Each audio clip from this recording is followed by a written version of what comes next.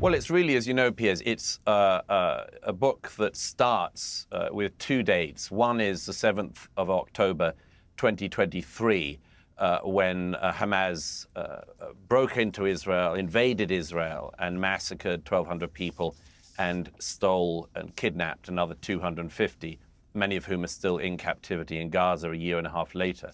It starts from that date, and also from the moment in 1979 when the Ayatollah Khomeini's plane left Paris and arrived back in Tehran, and the Islamic Revolutionary government installed itself in power through very bloody means. It starts with descriptions of firsthand what happened on the 7th and in the aftermath of the 7th, but also what the ideology is that has led to that, that did lead to that. I say in the book repeatedly, it's partly, as you know, it's partly my first-hand eyewitness accounts of my time in Israel, Gaza, and Lebanon, and elsewhere during this conflict. But it's also an attempt to explain several things. First of all, the mindset, which I think the Western mind is still, after all of these years, incredibly poor at understanding, the mindset behind death cults like Hamas. I call them death cults for a very good reason, and of course I explain it in the book. The second thing is to talk about the response and the Israeli response, not just what they did and where and what I saw, but what I think the lessons are for the wider world. And part of that is that, you know, many people, including you, Piers, have quite rightly said since the 7th of October 2023 that what happened that day was the worst massacre of Jews since the Holocaust. That's absolutely true. But one of the things is that some people have had the courage to say that, although it shouldn't require courage. What has been very lacking, I would suggest, is, in that case, why are people not identifying who the Nazis are? And the follow-on from that, why are there so many of those Nazi supporters in our midst?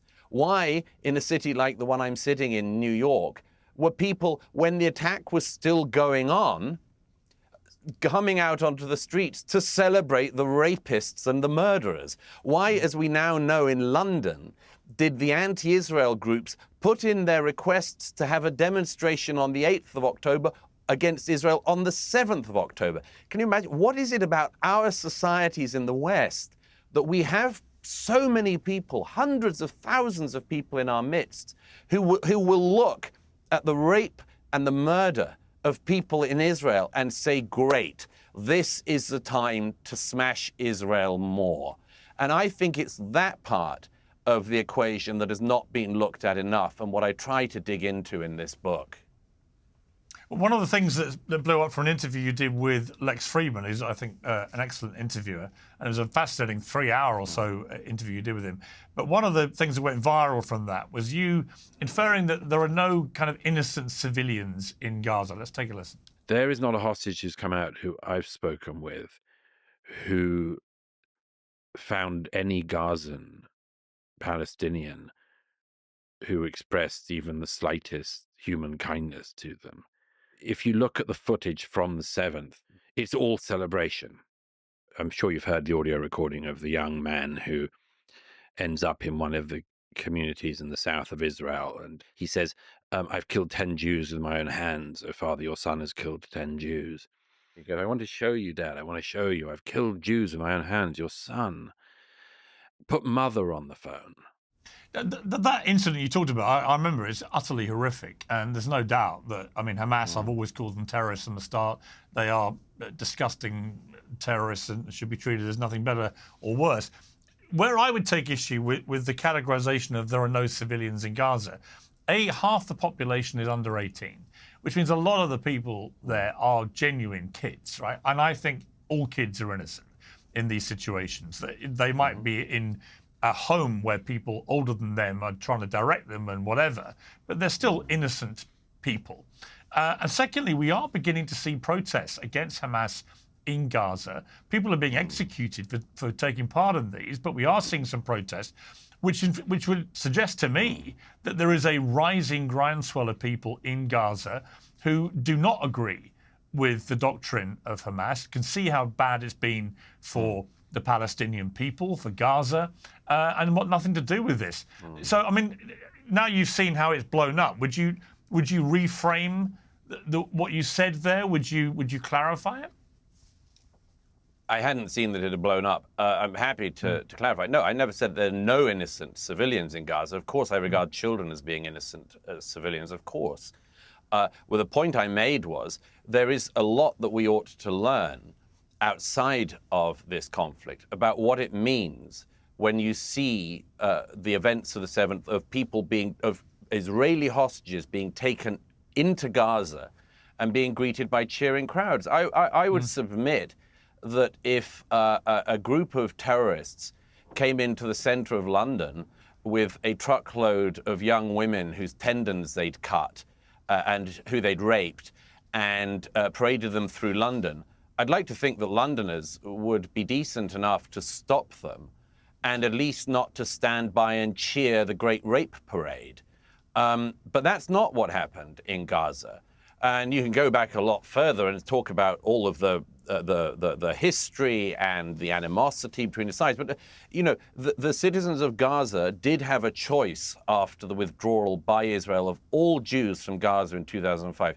They did have a choice on who to vote for. Perhaps unwisely, the George W. Bush administration pushed for elections in Gaza. And as the Palestinian Authority and others were worried about, Hamas won the elections. And they never had another election since.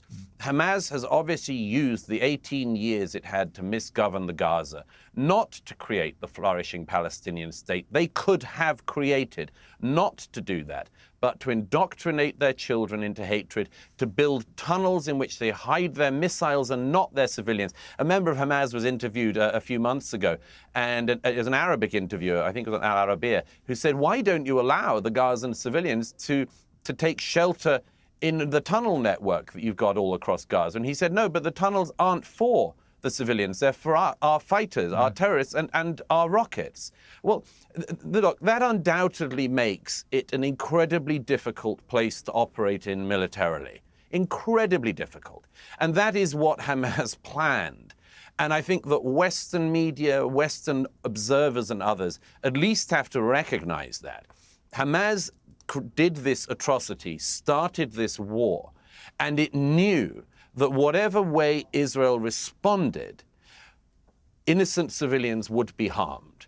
Yes, there would be buildings, including hospitals and others, that would be damaged because Hamas, guess what, operates along none of the rules of war.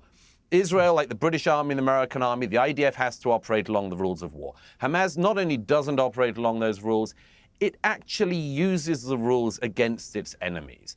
And, you know, you've known this since the start of the conflict. I've known it. Many other people have remained woefully ignorant about it. But it has made it inevitable that there would be high civilian casualties. I don't believe they're as high as the figures that Hamas puts out and which much of the Western media parrots with no problem. But of course there are going to be civilian casualties.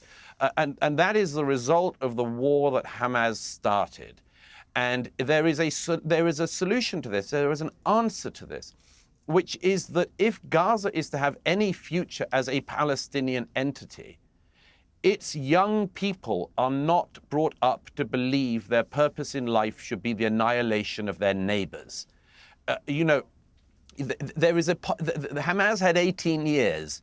They could have educated their young in a different way, but they didn't. And now, if anything, is the time when they could. And these brave Gazans, who finally, thank God, have started to uprise, and we'll see how real it is, but it's clearly real because there was a very brave young Gazan man the other day who stood up against Hamas, and he was tortured and his body was dumped on his family's front door by Hamas a couple of days later. We'll see if these protests have any results. But one thing that is important to remember is it's perfectly likely, in fact, it seems overwhelmingly likely to me, that these protests against Hamas that are trying to kindle in Gaza are not because they are, and again, I'm reading into this, but it seems likeliest to me.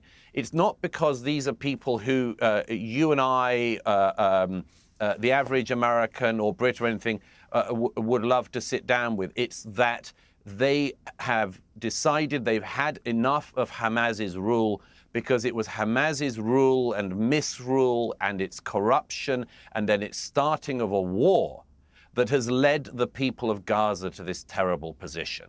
A final quick thing on that, if I may, which is also, let's not forget that in the lies upon lies that have been built up in the last 18 months, so many people have been able to simultaneously point out the considerable youth boom in Gaza. And they're the same people who have been saying since 2005 that the Israelis are committing genocide in Gaza.